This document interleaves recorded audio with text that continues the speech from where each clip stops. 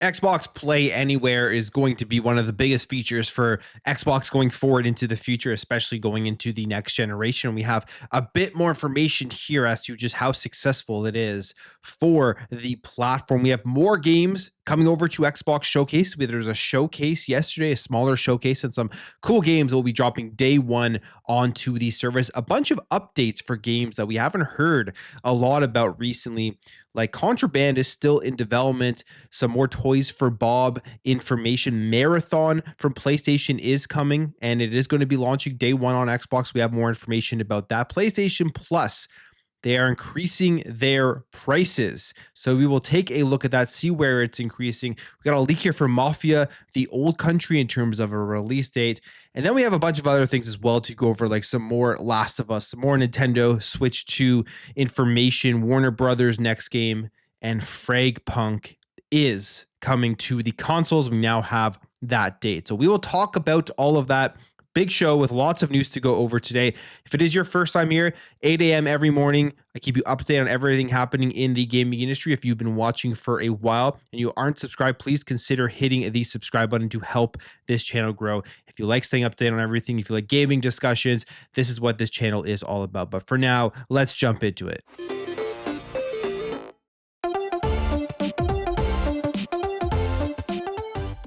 So Xbox Play Anywhere is the biggest feature, I would say, or at least selling point that Xbox is going to be pushing going forward for people who want to get into the ecosystem. Maybe at this point don't have an Xbox console or thinking about getting it, or are just looking to jump in and buy on the Xbox store and need a reason to be able to do that. Xbox Play Anywhere will be that reason where you can buy it once, play it on PC, play it on Xbox, play it on your handheld, play it via the cloud, all of these things which just make the feature awesome. And you have to ask, how is this working for Xbox? Is it paying off? Are companies and games losing money when they don't have to double or triple dip on buying the game on the multiple different platforms? These are questions that we still don't have full answers to, but I think for Xbox themselves, it's going to be something that definitely pays off in the future for helping reach more gamers. And we do have some confirmation on this here from Xbox themselves. We have this article here saying that Xbox has determined to expand Play Anywhere, saying that will help reach more players overall. This comes via Agnes Kim, who is Xbox's head of strategic markets. And Agnes was talking here to 4Gamer and advised that although Xbox Play Anywhere is an optional thing for developers, Xbox is focused on trying to expand the service and reach more players, saying, "We believe that expanding Play Anywhere will help the ecosystem grow and reach more players. We don't impose this strategy on developers. It is just a flexible option."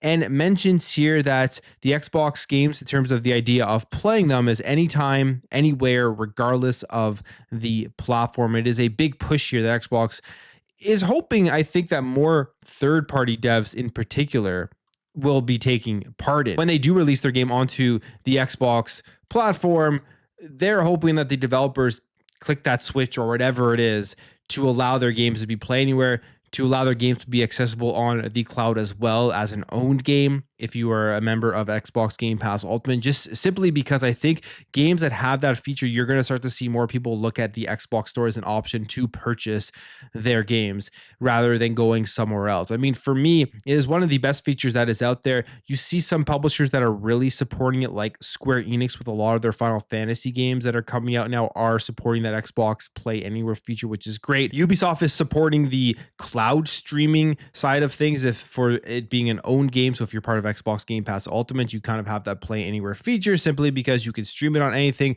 But hopefully going forward, there are more third-party developers that opt in so that if you buy it on the Xbox console, you can go ahead and play it on your PC. And then the handheld that will be coming out in the multiple handhelds that are hitting the markets, you can play it there. I feel like the handhelds are going to push that feature even more, and statistics will show that people are more interested in picking up games that have the feature where you can play it on your console and then take your handheld with you on the go to continue with it because of Xbox Play Anywhere. Then they'll go ahead and enter into that program. The Switch obviously proved this, that people want that dual factor here. the handheld gaming, plug it into your TV. The Switch 2 is going to continue to prove that as well. So it will be interesting to see how many more developers do hit on Xbox Play Anywhere and how hard does Xbox push this. I know they say it's not pushed or it's not mandatory for the third-party developers, but I feel like it's something they would give a pretty good picture, showing statistics and showing analytics as to why it would be beneficial for the games. Because for them, obviously, it's better for marketing and everything if games do have that Xbox Play Anywhere feature. So hopefully we can see it continue to expand. But for now, there's still a decent amount of games that have taken part in it. And I think that list will grow more and more. Now, we did get some more Xbox Game Pass titles for June 2025. There was a showcase yesterday called the Triple I Initiative Showcase. Lots of indie games that were shown off. And if you're an indie games fan, I am. I mean, they have some of the most creative games out there on the market. Lots were shown off that were cool, but there are 3 big ones here coming over to Xbox Game Pass here day one. And we will take a look at those. So the first one here is Moonlighter 2 Endless Vault. And this one is kind of like that Zelda clone, that overhead style puzzles and action style of game, which looks really fun. One that I would absolutely be interested in playing here. Coming over to Xbox Game Pass day one. And they say this one here is coming in the summer of 2025. So not an exact date yet. So that one isn't coming in June, but it is coming over to Xbox Game Pass. The other Game Pass game here is The Alters, which we saw this one. And I forget if this was originally shown off at the Xbox Showcase or if it was at Summer Games Fest, but we've seen this one before. Very interesting looking game where you're in space. It's a survival a thriller style of game, and you have multiple different personalities as you are going through and trying to figure out everything that is going on here. So very cool looking game. I remember when they first showed off, I was intrigued by the premise of this game and how they were going to be able to pull it off. But this one here is launching on June 13th on Xbox Game Pass on day one. You can see some more gameplay of it here. And then the last one coming to Game Pass is one I'm actually really interested in because I think it is going to be a ton of fun. If you've ever played Sifu, Sifu is a phenomenal game, like the Kung Fu action game where you go through and when you die, you get older and everything. This is from those developers here, but they went off into a completely different direction. And they have created this game called Rematch, which is a soccer game. But obviously, it's not just a traditional soccer game. There's a bunch of different things to it. It looks like it will be a ton of fun. It's coming June 19th this year, dropping into Game Pass day one. So pretty excited for that one. That one I will absolutely be checking out. More games coming over to Game Pass. This year so far may go down as potentially the best year in Game Pass history. I mean, so far this year, the first half has been awesome. We still have Doom that is coming out in May, and then we're getting the June showcase from Xbox where they're going to show us first party stuff and third party stuff. And I'm sure we will get a decent amount of games still coming into Game Pass day one that are announced there for 2025. So it's an absolutely phenomenal year. And we have 3 more here to make the year even better. One of the games that we heard about a long time ago, this one will be coming to Game Pass as well, eventually when it does drop, but there's a lot of questions. Will this be at the June showcase or not? That is Contraband. And there's actually questions here as to whether this game is actually still in development. Is it even going to ever come out? It looks like from a LinkedIn post here that was found here by Timur222 on Twitter that the game is still in development, which is good news. This is like that co-op heist style of game that they showed off. I think it was in the 2021 Xbox showcase. I'm not sure the year, but it was a while ago. And we just haven't heard anything about it since. But here again from Timur222 here on Twitter saying that Contraband is still in development. This is from a post that they had put out here. And it says, are you ready to power the next big AAA title? We're looking for a senior DevOps engineer to join our Contraband team. This, when he posted it, was yesterday and it was 4 minutes ago when he found this post. So this was on April 10th that they are still looking for developers for Contraband. Will we see this at this year's showcase? And will we finally get a release date for it? The gameplay trailer that they do put out when they eventually show this again has to blow people away, because I feel like excitement for Contraband is almost at nothing. People don't really talk about it. You never hear it really brought up in conversations. It's just kind of faded away into the background. Almost, it's not expected to be coming out at this point. So when they do finally show off that gameplay, it's got to blow people away. I have some concerns just to how successful this Contraband game is going to be. It does have the benefit of dropping it to Game Pass, so you'll instantly have players at least trying it. And if it's fun and it hits, then maybe they will stay on and play it. But we will see. At least we know that the game is still currently in development. Now, the studio that one of the studios, I should say, that had me the most excited with the Activision Blizzard acquisition was Toys for Bob. I love the remakes that they've done with Spyro and Crash and everything. They do a phenomenal job at platformers, 3D platformers, which are some of my favorite titles, one of my favorite genres. Growing up, it really was. It's kind of fallen off recently because there haven't been that many great ones that have been coming out. But I would love to see them come back to prominence. And we know the story behind Toys for Bob. Xbox allowed them to spin off and become independent so that they could essentially, I would think, still stay alive and be able to make games. And then right after that, they made a partnership with Xbox so that they could work on the IPs that Xbox owns and bring a game out for the platform. And I'm assuming here into Game Pass as well. Well, they have a small update here for the Toys for Bob anniversary update. And they say that the studio is working with Xbox and Activision on a big and ambitious project in development. So cool stuff there. We don't know what it is. They've teased Spyro, and I would not be surprised if that was the game itself. A brand new Spyro game probably would be a much bigger world and just more in-depth and just some fun platforming. Or maybe it'll be something completely brand new. But as you can see, they're working on something. It's ambitious, and I have tons of hope here for this being an awesome game when they do finally show it off and announce it. And hey, this, again, the question has to be, is this a game that they will be showing off here at the June showcase this year that will get people very, very excited? There's always that hope for Banjo. I just don't think that one is happening here from Toys for Bob, but who knows? Who knows what's going to happen going forward if we will ever get another Banjo as well, which would be a great game to add to the 3D platforming genre. All right, we have some news here for Marathon, and we know Marathon is coming out. It's a first-party PlayStation game.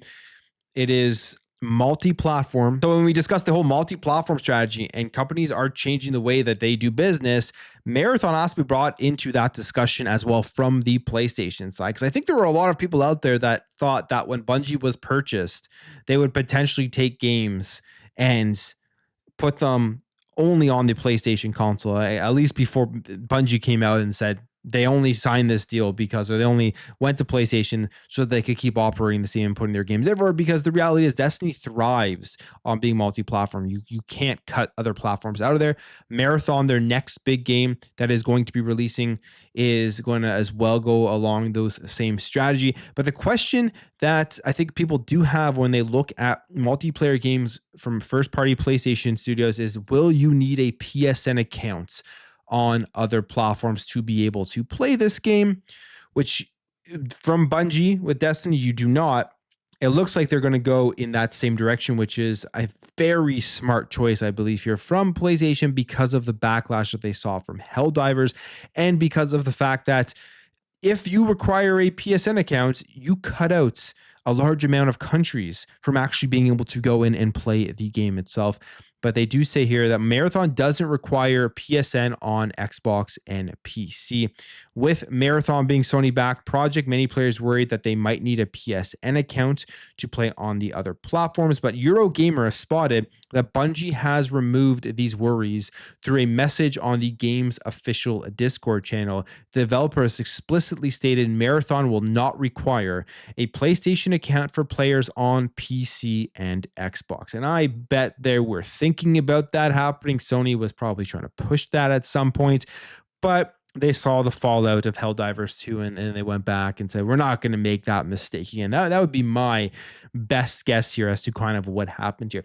The funny thing is, Xbox makes you get an Xbox account when you're playing games like Sea of Thieves on PlayStation, and that for them it's probably a big win for their business. I don't support that. Like, I don't think that they should do it as well. Like, I don't like that PlayStation does it. I don't like that Xbox does it. So I'm not up here saying that it's good that Xbox does it, but they do it. And you haven't really seen too much of a pushback against that, which is interesting. I wonder, and I don't think that they cut out the same amount of countries where you can actually play Xbox with an Xbox account. I think a lot of those countries that are cut out by PSN are available via the Xbox network, but I'm not 100% sure. If you do know, if you're somebody in one of those regions, let me know in the comments below. So that may be another reason why there isn't as much blowback, but it's interesting that Xbox is doing it. And now Marathon is coming out saying, no, we're not doing that. And I think all that has to do as well with it being legacy from Bungie.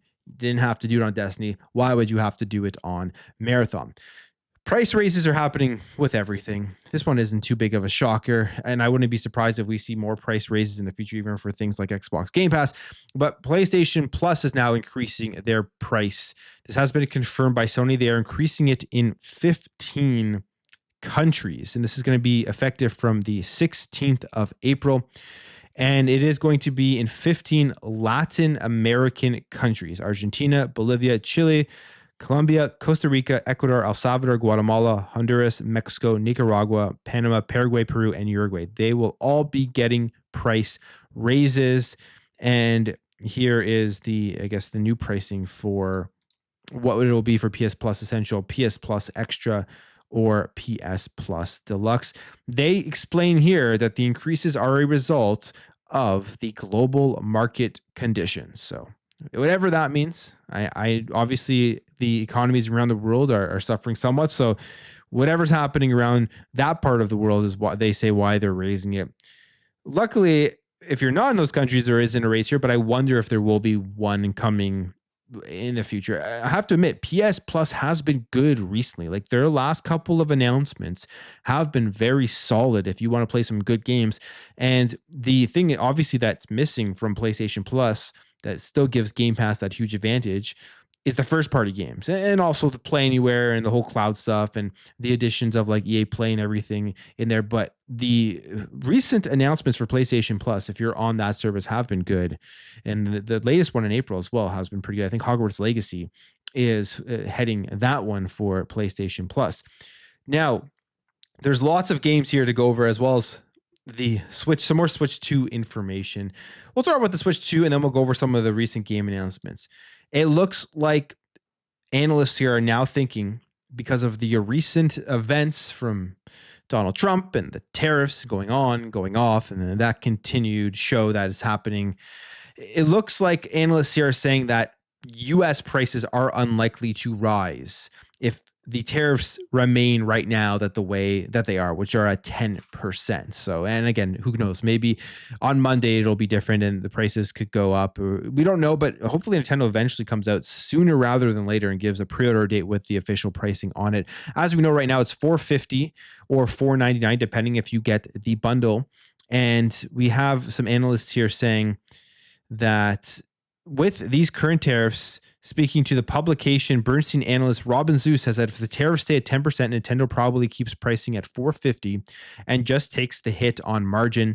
At 46% Vietnam tariffs, I expected them to raise by $50 to $100. And that was, I think, the sentiment for a lot of people, that the Switch 2 was going to be a $550 $600 because of the current tariffs that were all, but now that those have been stopped for 90 days, maybe Nintendo goes ahead and just gets the pre-orders out, keeps the current price, and then just crosses their fingers that in 90 days there isn't more tariffs, because they may would potentially have to go out and readjust prices again then for their next batch of consoles that they do produce. But we'll see. We don't have an official announcement yet. I feel like it's going to come relatively soon. I don't think they can wait that much longer to tell people when they're going to be able to go pre-order a console that is coming out in 2 months, in June, when it does drop.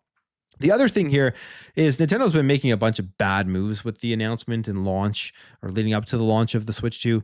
Pricing has been the main thing. They have been nickel-and-diming on some really stupid things. One of the stupidest things that I think is going to backfire, I don't know how many people would even spend $10 on this thing, is the Welcome Tour game that should just absolutely be a pack-in with every single Nintendo Switch 2, whether you're getting the Mario Kart bundle or you're getting the base bundle. They are charging $10.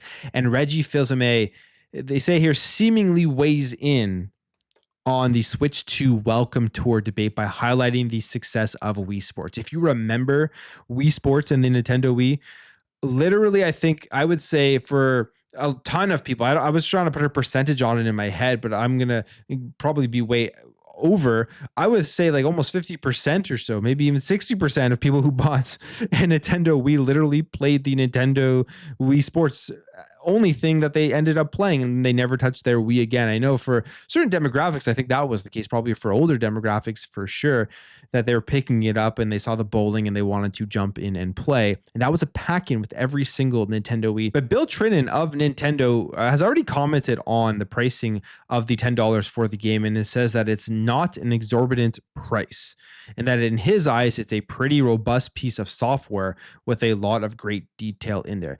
And to be fair, we have no real idea what is actually in that software. It could be far more in depth than a lot of people are thinking, but I still think it should have been a pack in.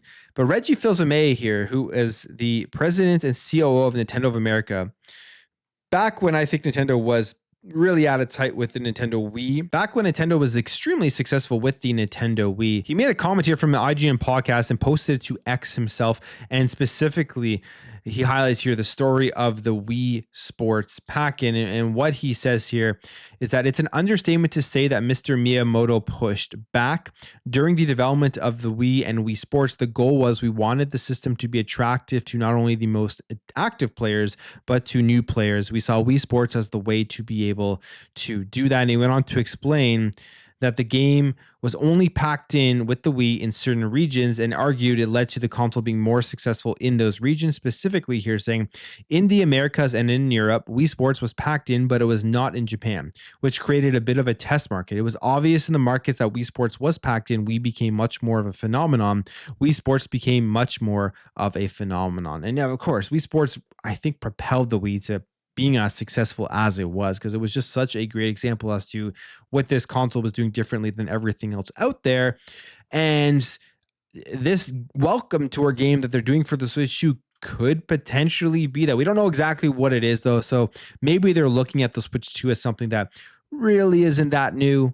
It's an iteration of something people already know. So it's not going to have the same effect as Wii Sports had on the Wii, which was introducing brand new controls with the entire motion controls. But I still think either way, that game should have been packed in. All right, we have some updates here for some games that are coming out. Announcement of another Last of Us, which is absolutely insane. At least another of the same ones that are already out there. We'll start off here with some exciting stuff here. Mafia the Old Country. I'm very excited for this game. I can't wait to play it. It is coming out this year. And the release date has seemingly been leaked here on Steam.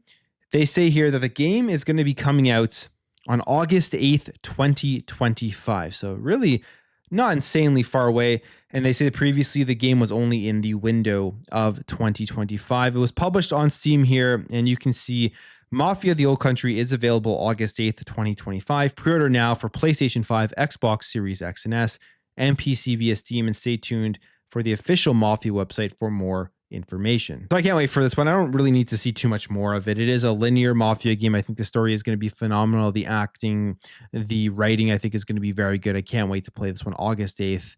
And I'm sure we will get the release date announcement at one of the showcases that is coming up this summer, whether that's Summer Games Fest, maybe it'll show up at the Xbox showcase, who knows. Now, the other announcement we got, this one is hilarious. This is another release of The Last of Us. Not a new Last of Us, but the ones that have already been released, been remade and remaked and whatever multiple times. We have another one here officially announced here on Naughty Dog's website called The Last of Us Complete. So here is what this is. It says, available today on the PlayStation 5 console, The Last of Us Complete allows players to experience both The Last of Us Part 1 and The Last of Us Part 2 remastered in one pack. And the pricing of this is crazy. It's going to be $100 for both of these games that are already out. And you could go ahead and find cheaper copies out there used if you wanted. And then they're going to be releasing the physical collector's edition of this thing for $120. That will be available on the 10th of July and exclusive to PlayStation Direct. So I don't know if they're expecting to sell a ton of these, especially that it's only available via PlayStation Direct for the physical version. It's probably just for the real hardcore fans. I just find it funny that another remastered version of the Last of Us games is coming out. It seems like it has been the main thing that they have released over and over again so far this generation. Warner Brothers, they are seemingly gearing up to launch a brand new game in 2025. We have this here. This was according to a LinkedIn profile that they're working on an unannounced IP, and it is slated for 2025. Again, this was spotted by Timor222, and Brandon Maria's LinkedIn profile shows him as the game design lead at Warner Brothers Games since 2023. And under experience section of his profile, Maria states that he has been working and been the manager of game design for a new unannounced IP game for the Warner Brothers games that is launching in 2025. We have no idea what this is. They've gone through closures at WB Games and everything with Monolith, which was very sad.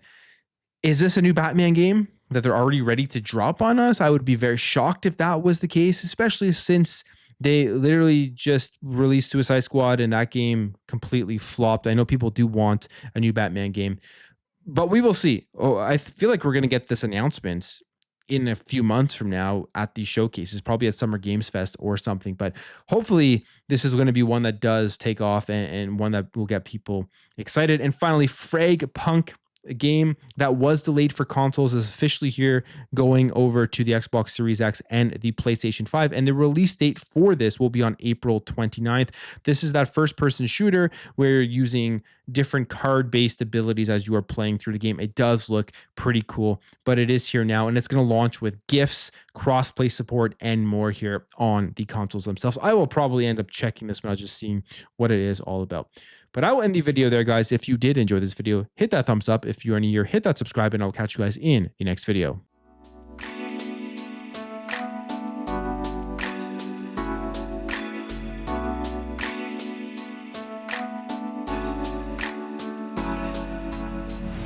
Bye.